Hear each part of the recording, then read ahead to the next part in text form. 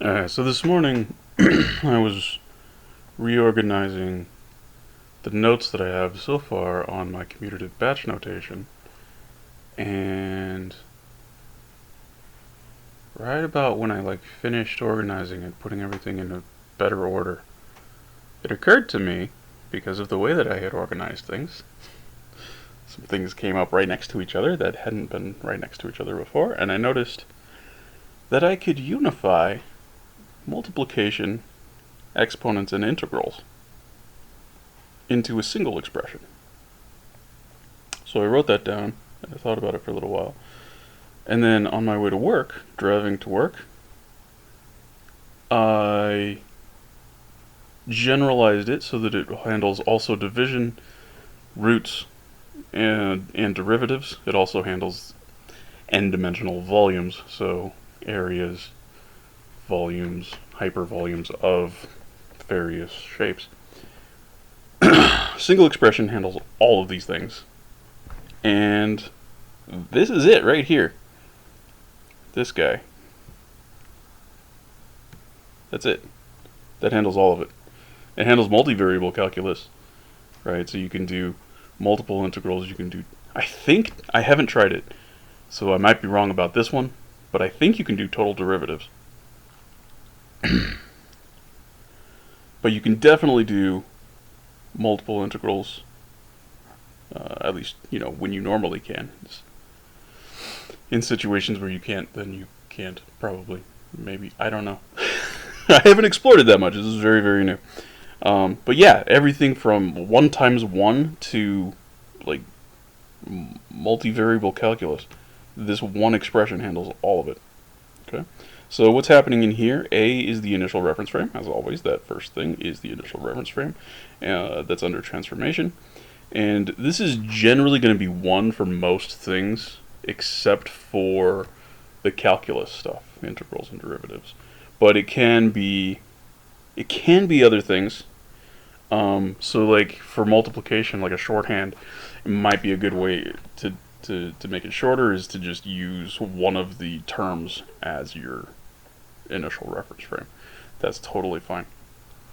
Or for division, you probably, if you're dividing 17 by 3, you're probably going to want to use 17 as your initial reference frame. That just makes sense, right? So it doesn't have to be 1 for those guys, but in a lot of situations, kind of the default situation, unless there's some reason to use something else, it's going to be 1. But for integrals and derivatives, for calculus, it's going to be the equation that we're working with, or the function that you're working with. Z is the reference frame's shape constant. Okay, so this is generally 1 for multiplication, division, exponents, roots, and it's between 0 and 1 for n volumes, and potentially anything for integrals and derivatives. But it will be related to the output of the function used as the reference frame. Okay, so that's kind of complicated, and that's really where all of the magic happens that's been abstracted away. Right? So a lot happens with that, but we actually, for a lot of calculus, we use the shape constant almost directly anyway. So it's not really that foreign of a concept. It's kind of just below the surface of what we normally use anyway. So it's pretty okay that I'm just abstracting it away like this. Okay, K is the number of dimensions the reference frame is being transformed under, right? So if you're doing multivariable calculus and you're integrating with respect to x, y, and z or something, right? So you have 3 dimensions. That's what K is going to be. K is going to be 3. If K is greater than 0, then we're working with multiplication, exponents, integrals, or n volumes. If K is less than 0, then we're working with division, roots, or derivatives. So this is where the magic came in when I was driving to work, and I figured out how to get that working correctly. Okay. Now, x sub I, so that's this part right here, is the base in each indexed dimension, so I increments or decrements as we move through K. It starts at 1 or -1. classically, the shape constant for an integral, it probably should start at 0, though, whatever. The way I have it notated here, it starts at 1 or -1. Doesn't whatever. Classically, the shape constant for an integral is distributed across the bases we're integrating with respect to, and the function's output. This is why the function is written as an expression rather than an equation, followed by something like dx. And while this notation makes sense, as the premise is that we're taking an infinite sum of infinitesimal slices of the base, so like if we're working in x, it's x, multiplied by the function's output, so that would be like the y or whatever. It all reduces to a single shape constant. And in practice, we pretty much always just use the shape constant directly. And there's going to be some examples here. For instance, the shape constant given by the power rule is of the form 1 on n, where n is the exponent that we end up with. So it's no coincidence that this is identical to the triangle constant, 1/2, and the pyramid constant, 1/3, noting that triangles exist in 2 dimensions and pyramids in 3. Okay, so here's some examples. Right, so finding a times b, where a is x1 and b is x2. You can make it x0, x1, don't care. It looks like that. I'm not going to walk through all of these. But, so there's a multiplication. Here's a serial division of different numbers, so it's not simply an exponent. Here is one number divided by another, so what we've done is we've set the reference frame to be one value, and then we're dividing by another value. And note with the divisions, this part on the shape constant, we're doing it -1 times because it's 1. It doesn't matter, but that's what's happening. So this absolute, or the norm of k, absolute value of k on k, what that is doing is it's just finding the sign of the number of dimensions that we're working with. And when k is 0, we're just going to define that this is 0. Right? We're not going to argue over what this is, because when it's 0, we want this to be 0. We want this value to be 0. So I'm just going to okay. So there's a little bit of a glitch in this whole thing when k is 0. This doesn't fully make sense, but we'll just set that aside. We'll say in this case 0 on 0 is 0.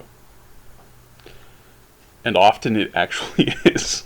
Under lots of situations it is. So that's not terrible. Alright, so here is 2 numbers multiplied together, 1 divided by 2 different numbers at the same time, so 1 number divided by another number. Here we have a cube, here we have to the 0 power, here we have to the negative cube.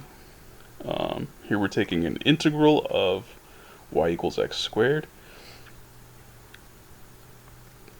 Here we're finding the derivative of y equals x squared. So here it's this part right there is the form that I'm talking about, and this part. So this is kind of the older notation that I was using right here. That's starting out. Finding the area of a triangle with bases b equals x1 and h equals x2, we end up with 1/2 base times height, and it's using the same form. If you look at it, all of the parts are there, all of the parts are the same, all of the parts are these parts. For all of these, finding the volume of a sphere of diameter x, here the shape constant is a little bit complicated, 2/3 pi on 4, and your diameter is x. Okay. In a sense now, multiplication is the same as taking a one-dimensional integral, and division is the same as taking a one-dimensional derivative. I've never thought of it that way. I'm pretty sure I've never heard anybody say that. It wouldn't shock me if somebody has said that, and this actually is possibly even a widely expressed thing, because it's, when you think about it, like, yeah, this definitely was happening. While it is known that this general form works on multiple integrals, it hasn't been tested on total derivatives as of yet. I haven't done that yet. Okay, so some basic shape constants in the relationship to exponents can be seen below. So here we've got existence in 0 dimensions. You've got nothing here, or a point. So you get 1 indicating something, 0 indicating nothing. One-dimensional length, you get the length is 1 times x, whatever distance you're going. In 2 dimensions, you get x and y, so your rectangle is the all of x times y. The triangle is half of x times y. An ellipse is pi on 4 times x times y. The square is 1 times x, because they're both the same size, so that's x squared. The circle is pi on 4 times x times x. In 3 dimensions, we get a rectangular prism, 1 times x times y times z. The pyramid is 1/3 of x times y times z. The cube is 1 times x times x times x, x cubed. The cone is 1/3 times pi on 4 times x times y times z. The sphere is 2/3 times pi on 4 times x times x times x. Right, so the sphere is weirdly twice the volume of the cone. Kind of nice. Put a cone and a sphere together, you get the cube. Kind of weird. But yeah, you can see the shape constants here, the way that I've laid it out. You can also see the way exponents are working. There's a 1 in there all the time. And those turn out to be important. Part of that is the reference frame. Part of that is the shape constant. And the fact that they're both there allows us to unify everything from 1 times 1 to multivariable calculus. I did not expect to be doing this when I woke up this morning. I didn't think this is where my day would end. Actually, I did this at like 2. So there you go.